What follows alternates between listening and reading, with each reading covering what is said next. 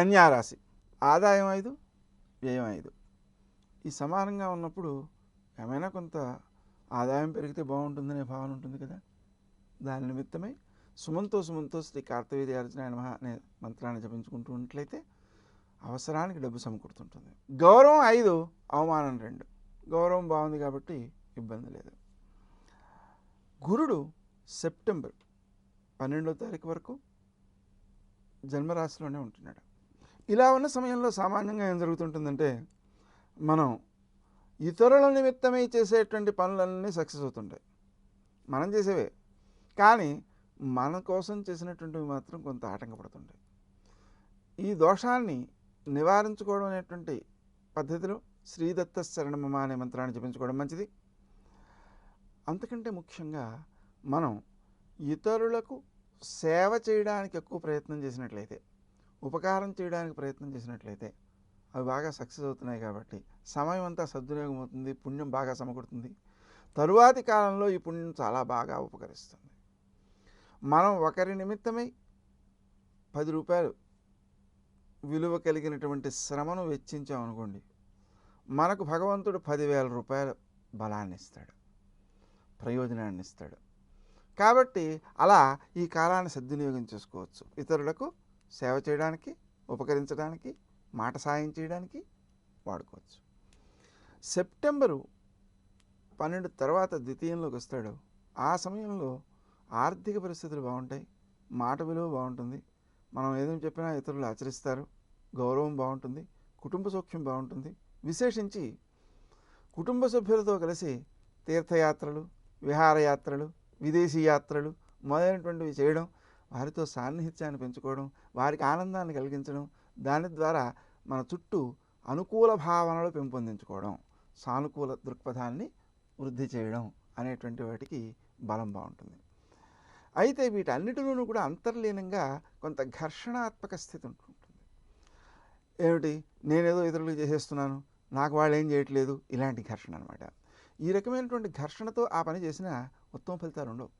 అందుకని మనం ఎదుటి వ్యక్తిలో దైవాన్ని దర్శించి వారికి ఆనందాన్ని కల్పించడమే మన లక్ష్యము అన్న రీతిలో కనుక ప్రవర్తించినట్లయితే అది అత్యుత్తమ సత్ఫలితాన్ని ఇస్తూ సర్వోత్తమమైనటువంటి స్థితికి మనని వ్యక్తిత్వ దృష్ట్యా తీసుకువెడుతుంది. శనిని చూసినట్లయితే సంవత్సర ఆరంభం నుంచి జూన్ 20 వరకు అర్ధాష్టమ శని రూపంలో ఇబ్బంది పెడుతూ ఉంటుంది. ఇది ఆహార సౌఖ్యం తగ్గడం, సమయానికి ఆహారం తీసుకోకపోవడం, అలాగే వాహనాలకు సంబంధించిన ఇబ్బందులు, ఇటువంటి వాటికి అవకాశాలు ఉన్నాయి. ఆ దోషాలు నివారించబడడానికి మనం తప్పనిసరిగా ప్రయాణ సమయంలో గౌతమనామాన్ని జపించుకోవడం, ఆహారం తీసుకునేటప్పుడు అన్నపూర్ణే సదా పూర్ణే శంకర ప్రాణవల్లభే జ్ఞాన వైరాగ్య సిద్ధ్యర్థం భిక్షాం దేహి కృపాకరి అనే మంత్రంతో ఆ ఆహారం అన్నపూర్ణాదేవి యొక్క ప్రసాదంగా స్వీకరించడం అది ఎక్కువ సత్ఫలితాలను ఇస్తుంది. అలాగే దశమ స్థానంలో అంటే వృత్తి స్థానంలో కూడా కొన్ని చిక్కులు ఉన్నాయి. ఆ వ్యతిరేకతల మీదైనటువంటి తొలగడం కోసం మనం తప్పనిసరిగా శ్రీ రాజమాతంగే నమః అనే మంత్రాన్ని జపించుకోవడం తప్పనిసరి. జూను 20వ తారీఖు నుంచి అక్టోబర్ 26వ తారీఖు వరకు తృతీయ స్థానంలో ఉండేటువంటి శని మన క్రింది ఉద్యోగులు మనకు సహకరించేలా, ఆ సహకారం వలన మనం ఎక్కువ పనులు చేసినట్లుగా, పైవారి దృష్టిలో గౌరవాన్ని పొందేటట్లుగా మొదలైనటువంటి సత్ఫలితాలు ఉంటుంటాయి, అనుకూలతలు ఉంటాయి. కాబట్టి ఇబ్బంది లేదు. రాహుకేతువులను దృష్టిలో పెట్టుకున్నట్లయితే ఆగస్టు 17వ తారీఖు వరకు వ్యయస్థానంలో ఉన్నందువలన కొంత శ్రమకాలంధనం వేస్ట్ అవుతుంటుంది. కేతువు షష్టంలో ఉనికి మంచిది, నిద్ర తక్కువగా పడుతుంటుంది. వీరు తీసుకోవాల్సిన ముఖ్యమైన జాగ్రత్త, రాత్రి 9కి నిద్ర వచ్చినా లేకపోయినా కళ్ళు మూసుకుని దీపాలు ఆర్పేసి పడుకోవాలి. ధ్యానం చేసుకుంటూ ఉండొచ్చు. శ్రీరామ జయ రామ జయ జయ రామ రామ జపం చేసుకోవచ్చు.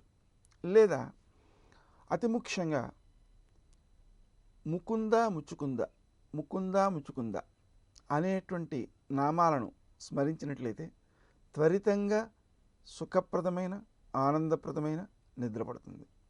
అలా రాత్రి 9 నుంచి 11 వరకు నిద్ర పెట్టినట్లయితే అది ఒక అమృత సమయంగా గుర్తించాలి.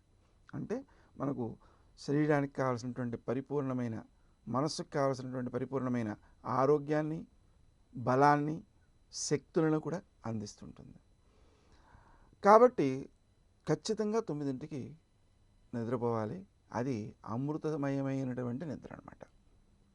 మన వాళ్ళు ఏమన్నారంటే రాత్రి 9 నుంచి తెల్లవారుజామున 3 వరకు ఉన్న సమయాన్ని రాక్షస కాలం అన్నారండి. రాక్షస కాలం అంటే అర్థం ఏంటి?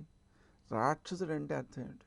నా దగ్గరికి వచ్చిన వస్తువులన్నీ నావే అనుకునేటువంటి స్వభావం గలవాడు, దాన్ని కాపాడుకునేవాడు రాక్షసుడు.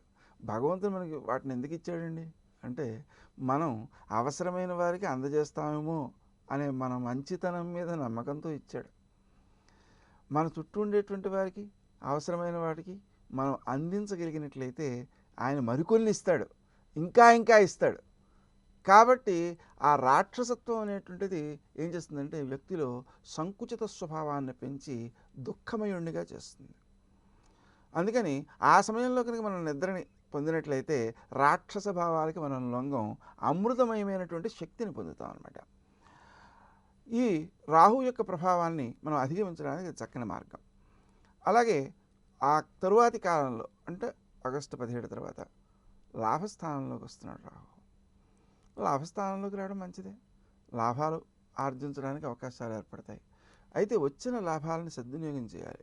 కానీ అదే సమయంలో కేతు పంచమంలోకి రావడం వలన చికాకు కలుగుతుంటుంది. వచ్చిన డబ్బుని ఏం చేయాలి, ఎంత తొందరగా వదిలించుకోవాలి, లేదా ఎక్కడ పెట్టుబడి పెట్టేయాలి, ఇలాంటి కొంచెం అనవసరం ఆలోచనలు వస్తుంటాయి. వాటిని నిగ్రహించుకుని వచ్చిన సొమ్మును సద్వినియోగం చేయాలి. అంటే సురక్షిత ప్రాంతాలలో భద్రపరచాలి.